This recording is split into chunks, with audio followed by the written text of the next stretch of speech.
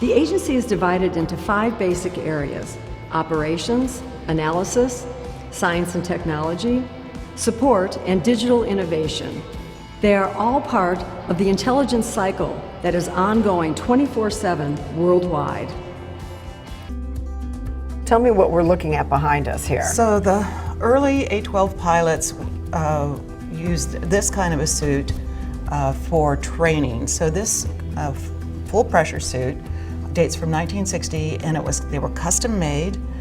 This one was custom made for Colonel Ken Collins, who flew both the A-12 and the SR-71. He flew both programs. Eventually, when they went operational, the suits were silver and then white to help deflect the heat in the cockpit. Sure, yeah, dark color like that. Because the windows up in the cockpit could reach inside 400 degrees Fahrenheit. So some of the pilots would heat their meals ready to eat up on the in their foil packets up on the window, of the aircraft before consuming it. So if we need to communicate to one another, case officer to agent, the most dangerous time, the most delicate time for us to do that is going to be in a person-to-person meeting. If something goes wrong, then we're both compromised. So part of the tradecraft of espionage is to develop impersonal means of communications. We might use codes or secret writing or one-time pads. And we're going to use signals and dead drops. And a dead drop is simply a concealment. Anything can be a dead drop. But it has to be so dead as to not be noticed, like a hollow bolt on a wooden bridge, or so disgusting nobody's going to want to go near it, like a nasty Moscow rat. So the rat concealment was used in Moscow in the Cold War. The only creature that we discovered would go anywhere near a nasty Moscow rat was a hungry Moscow cat, but our engineers anticipated that as well. So in the kit that you received as a case officer to present to your agent, there was a bottle of hot sauce. And so the agent might lace the rat Sprinkle with a little. Yeah. hot sauce, and if it wasn't a cat from New Mexico like me, maybe the hot sauce would keep the cat away. Deter it. What's happening at water level, Tony? So within the Directorate of Science and Technology, we have some of the most creative minds in the organization. And in 1999, they came up with a unique solution to do water sampling. Wait, why do you need water sampling at all? Remember that everything we're doing has a mission to collect intelligence. So these units, which look like big catfish, can be controlled by a wireless handset by line of sight, and with their robotic tails swim towards the target, which might be a factory that's manufacturing chemical or biological weapons. And that water sampling unit, that UUV, unmanned underwater vehicle, could sample the effluents from that factory and perhaps tell us what's being fabricated there. And it's amazing how lifelike it is. The robotics were state-of-the-art at the time. The only thing we failed to do was give it the ability to spit a hook. Somebody overlooked that little piece there. I love that. In the world of espionage, there's no such thing as technology that's too old for operations. We revisit technologies all the time. And in the early 70s, CIA needed low-level imagery over a hard target area. Pigeon missions are still classified. And we developed... Pigeon missions? They are still classified, Be called, yes. okay. So pigeons have been around for centuries as a partner in espionage. They flew microfiche into Paris during the Franco-Prussian War. The Germans invented the pigeon camera in 1901. Pigeon photography was used during World War I. So we developed a program. However, our smallest camera weighed 90 grams, and that was too heavy for pigeon to carry. We needed a 40-gram camera. Then we had to train our birds. Where do you go for a pigeon trainer? We went to Hollywood, and we hired the bird trainer Of course. who had trained Fred the cockatoo on the old Beretta cop show back in the 70s. Oh, yeah. And we found in working with pigeons they're a challenge. As soon as you strap a camera on a pigeon and make that pigeon operational, to the civilian pigeons, they don't look the same anymore. So the civilians... Wait, to the civilian pigeons? To the civilian so they're pigeons. alienated within their Right, so they've got this unusual profile that in their little bird brains doesn't quite translate into friendly pigeon, looks like enemy pigeon maybe. So the operational birds would be attacked by the non-operational birds. Plus a hawk likes a tasty morsel of pigeon every now and then. We had one operational loss to a hawk. Plus pigeons are very sensitive to their environment, oddly enough. They don't like change, and when it came time to ship them out to the hard target area, they got so stressed out that they molted. And of course, birds without feathers don't fly. Tony, let's talk a little bit about the technology that has been based here at the CIA that we use every day. That's a great story, actually. A lot of our technologies obviously have an operational requirement. You know, they aren't art for art's sake.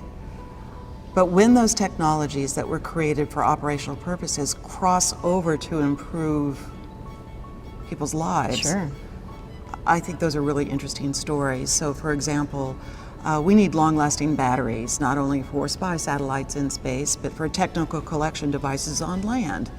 You want to have a long-lasting battery that doesn't require you to service the listening post every week, say. So we need long-lasting batteries. And we developed one in the late 60s based on lithium iodine, but its optimum temperature for functioning was 97 degrees Fahrenheit. Not enough of an operational range for us. We kicked that technology out to the medical world, and that battery became the battery of choice for pacemakers. Our imagery analysts developed a special software that could track changes in topography over time. We shared that with the medical world. That software helped improve mammograms, tracking changes in topography over time. Wow. The police identikit we developed.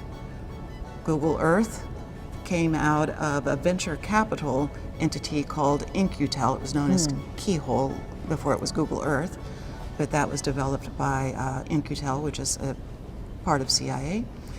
And cell phones have to be in there somewhere. I suspect some of the miniaturization and that sort of thing is in there.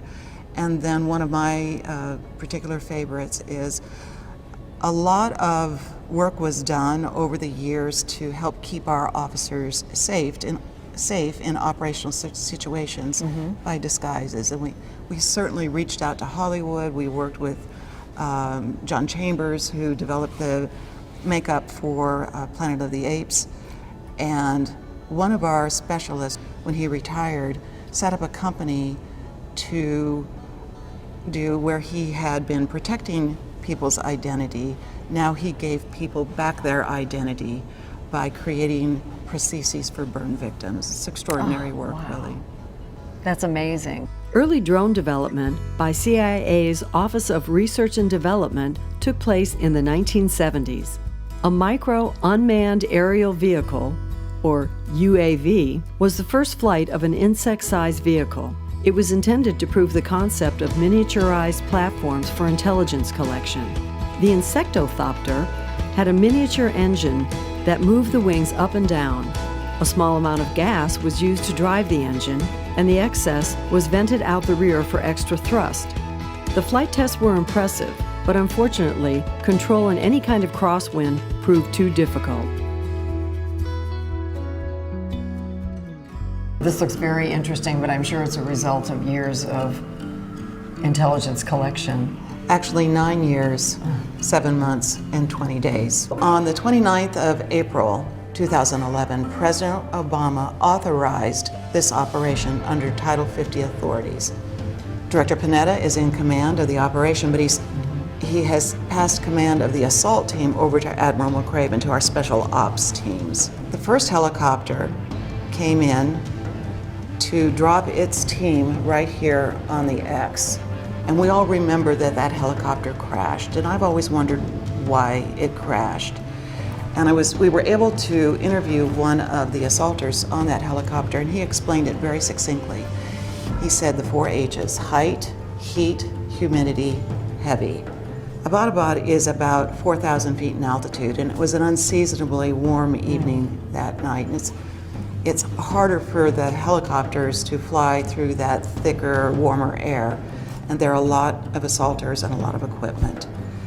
So what happened was that the compound was actually about 15 degrees warmer than anticipated, and the warmer air was rising.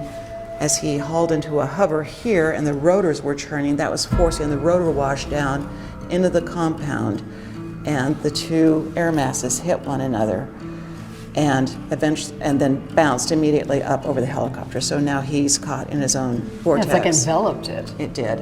And he knows in that situation, if he tries to add power to lift up out of it, he'll actually settle with power. He's in an American helicopter. Our helicopters rotate counterclockwise, so the rotors are going to have a tendency to pull him that way. And we all remember seeing the helicopter crashed inside this compound with a tail boom over the fence, and they hit very hard. Oh, so it wasn't actually here, it was over here. No, it was over here. I see. Okay, the But entry was here. The assault team, within about 5 seconds, recovered, deployed off the helicopter. The second helicopter was supposed to drop the team on the villa to assault from the top down, and when they saw their sister helicopter go down, they went to plan B, which was to set down over here. This team deployed, the helicopter left the X and went and waited behind a mountain until it was needed to come back in. The plan was to assault through this door right here, but it was a false door. So they're in radio contact, and this team says, come down here and we'll enable your entry down here. So a breaching charge was put on this doorway here. This one was open. The team assaulted in 2 different directions within 8 minutes of arriving on the X. And is this on the property back here?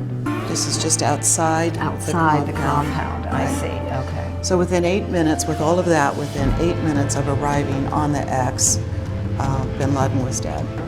And recovered from next to him on the 3rd floor by the assault team was this rifle.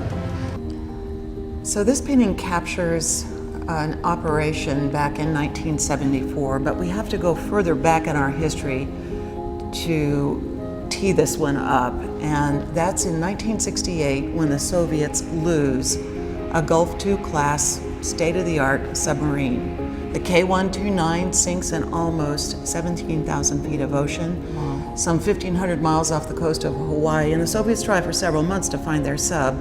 They can't, but the US government does. And then one of the most complex technical operations of the Cold War is launched to go get it.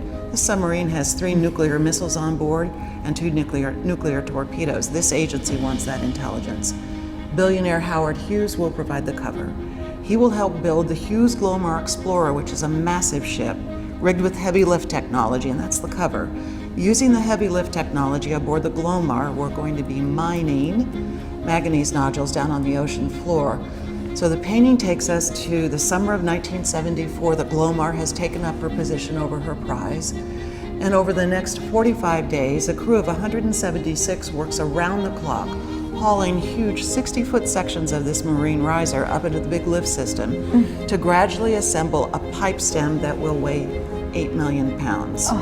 At the end of that pipe stem is a big claw. And the crew has nicknamed the claw Clementine because her father was a miner 49er, and she's going to be mining manganese down on the ocean floor. She's been hidden in a moon pool underneath the ship. She weighs 4 million pounds, and the target piece we're after weighs another 4 million pounds. So there will be 16 million pounds hanging off this ship in 15 to 50-foot oceans, so the ship cannot rise and fall with the ocean swell. Just to try to put this into context, have you been to the top of the Empire State Building? Yes. So go there now, go all the way to the top, walk to the edge, and look down at the street. Down. And that's your target. It's an SUV packed to the brim with heavy gold bullion, and you have to pick it up with a claw attached to a piece of spaghetti and not get caught by the Soviets. Ay, ay, ay. But it's not one Empire State buildings, it's 12 and a half Empire State Buildings deep. Oh my God. So that gives you the scale. So that fateful day in 1974, Clementine seizes her prize and starts back up. 41% of the lift is complete when disaster strikes. A couple of the ribs encompassing the sub fatigue, perhaps because of exposure to nuclear radiation, one theory.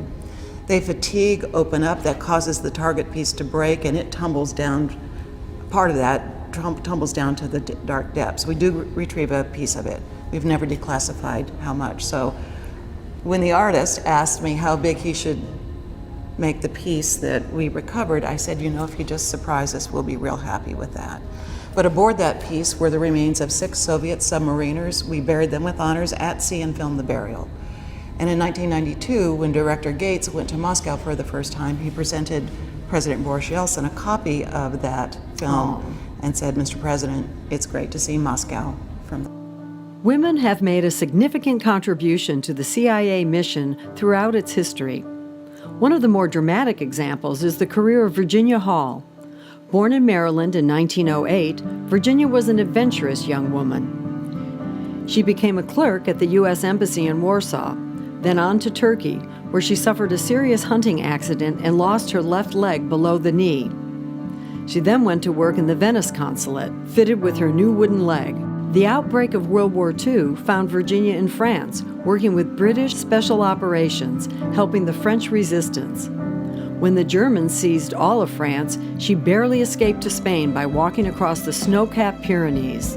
In 1944, she joined the U.S. Office of Strategic Services, the OSS, predecessor of the CIA, and returned to France.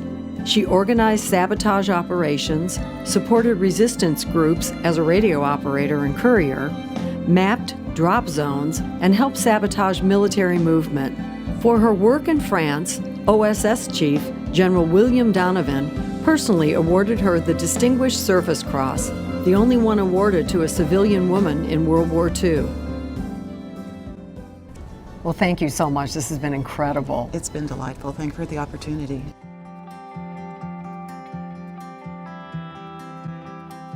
It's comforting to know that from outer space to 16,000 feet below the ocean's surface, and everywhere in between, the Central Intelligence Agency is working to accomplish its mission of preserving the national security of the United States